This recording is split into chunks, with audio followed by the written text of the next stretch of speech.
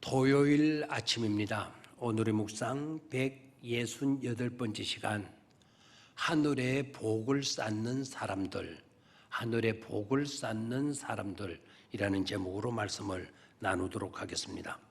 오늘 우리가 묵상하게 될 본문의 말씀은 역대상 29장 14절 말씀입니다. 함께 이 말씀을 보도록 하겠습니다.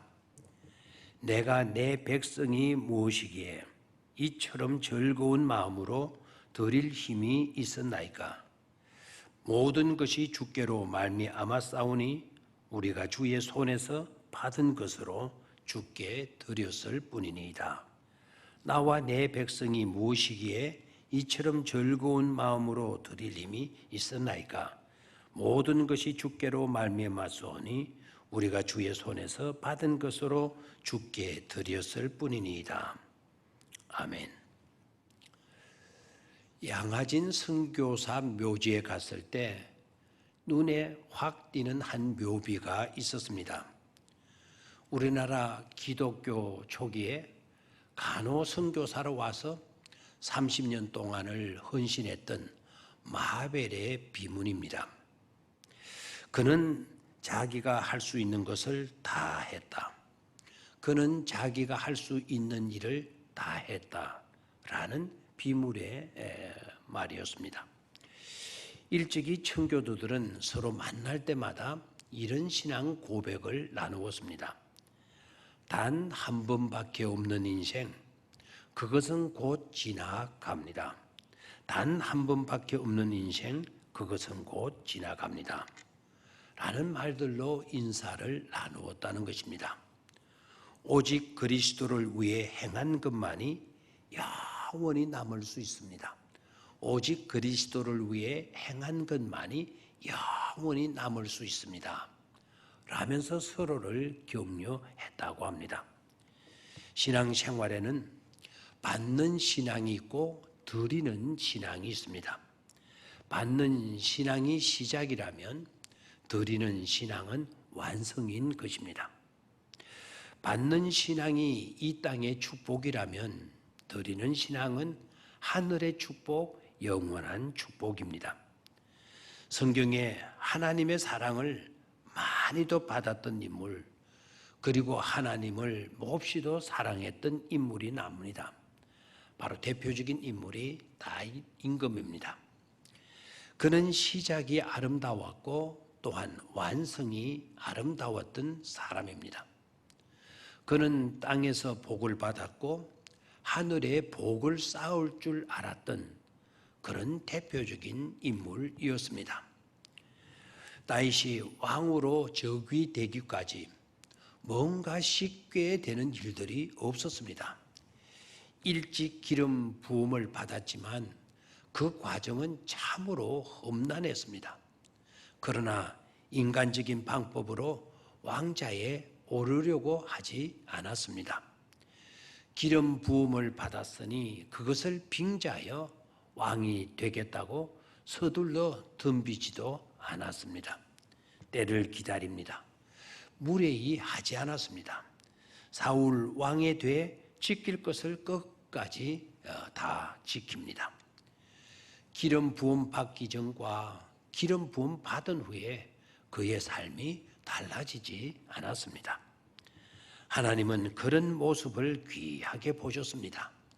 하늘의 복을 쌓을 줄 알았던 사람이었던 것입니다.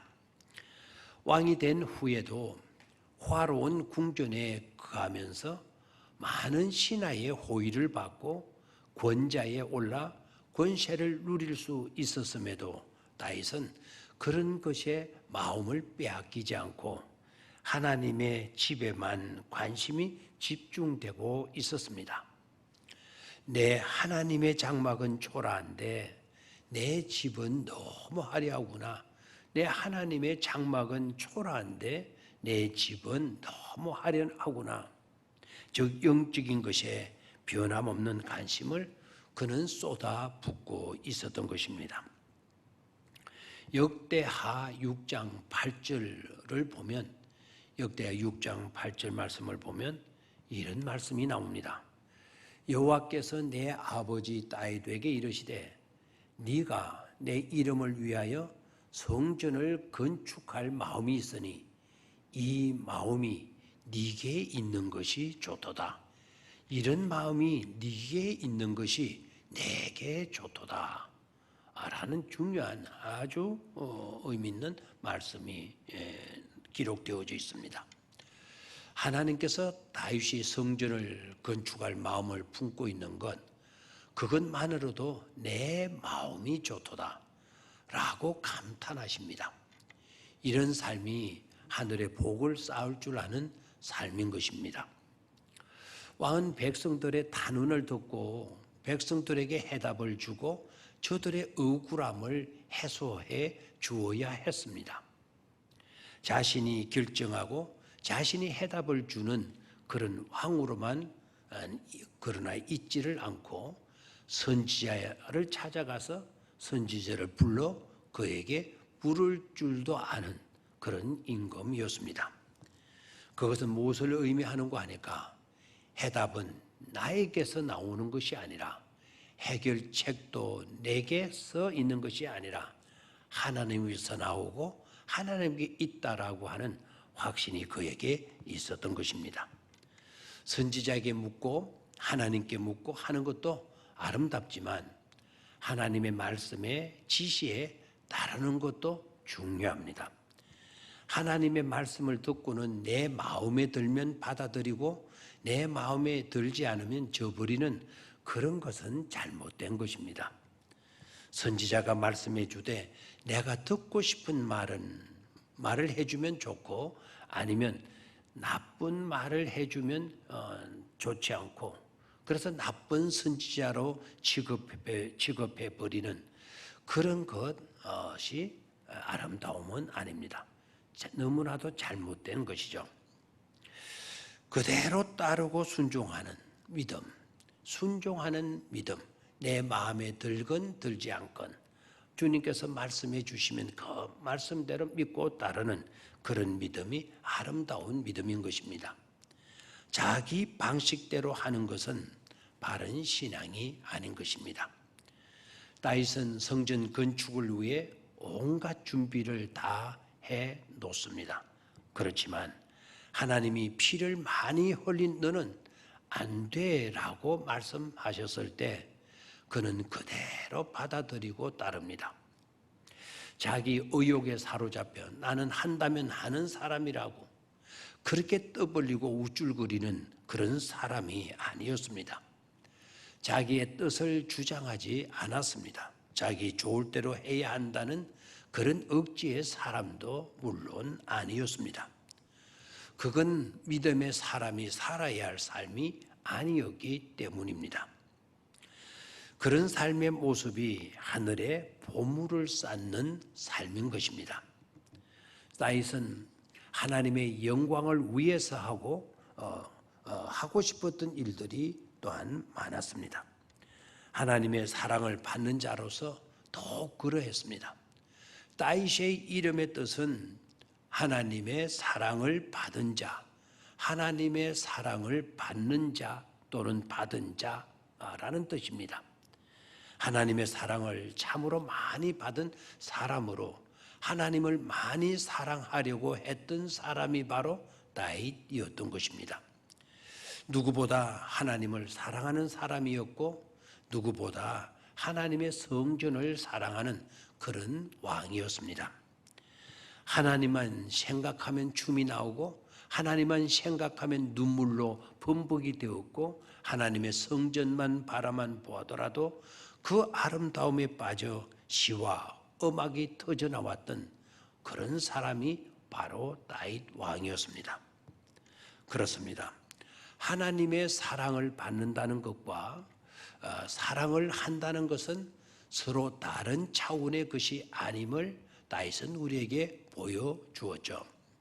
하늘의 보물을 쌓은 복된 삶의 모습인 것입니다. 하나님의 사랑을 받은 자만이 하나님을 사랑할 수 있습니다. 내가 하나님의 사랑을 받은 사람인가 아닌가를 가름할 수 있는 바로메타가 내가 얼마만큼 하나님을 사랑하는가 하는 걸 보면 압니다. 내 마음속에 하나님을 사랑하는 마음이 없으면 아직도 나는 하나님의 사랑을 받지 못하고 있는 사람입니다. 하나님만 생각해도 좋고 주의 성전 뜰만 밟아도 좋고 바라만 봐도 좋은 하나님 사랑하는 마음이 내 가슴 속에 터질 듯이 넘치고 있다고 하면 하나님의 사랑이 내 삶 속에 지금 충만히 머물러 있는 것입니다. 제가 어릴 때 어머니가 보따리에 사과를 사오시면 그 사과 하나가 하나를 받으면 뭐나 받은 것처럼 좋았습니다.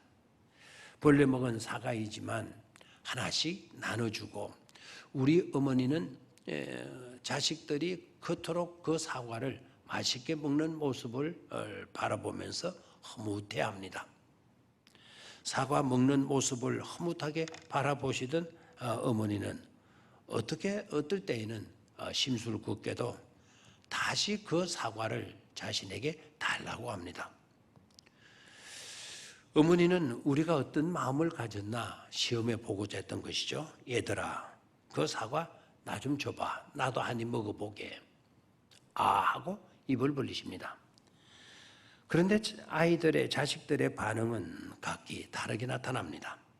어떤 아들은 어머니가 줘놓고 어떻게 또 빼앗아 그리고 안 뺏기려고 도망치는 그런 아들이 있는가 하면 어떤 자식은 그 사과에 침을 발라놓고는 그래도 혹시 뺏길까 싶어가지고는 한 입 가득 입에 깨물어 입에 넣습니다. 입이 불룩해집니다. 어떤 놈은 어머니가 달라니까 아깝지만 그러나 어머니가 사다 줬으니까 어머니가 달라는데 줘야지. 먹고 싶지만 주기 싫지만 어머니에게 건네주는 아이가 있습니다. 어머니는 세 아이 중에 누구를 더 사랑하겠습니까? 줬는데 주놓고 왜 또 뺏어 가려고 하느냐?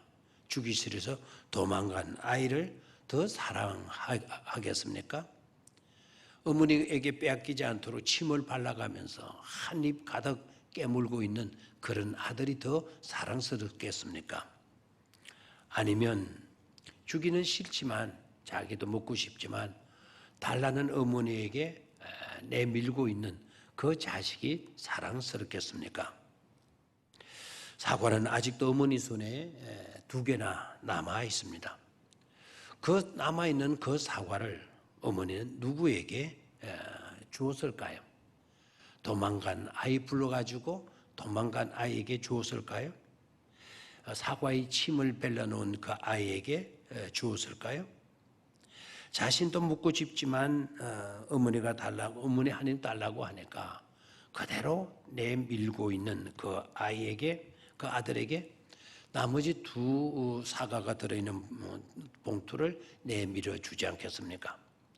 그게 어머니의 마음이었으니까 말입니다. 더 주고 싶어서 한 입 나도 먹어보자 하고 어머니가 그런 모습을 보이신 것입니다. 하나님은 더 줄 자를 찾습니다. 복 줄 아들을 찾습니다. 우리 하나님은 더 주시기를 원하시는 것입니다. 우리 하나님은 더 주실 사람을 찾고 계시는 것입니다.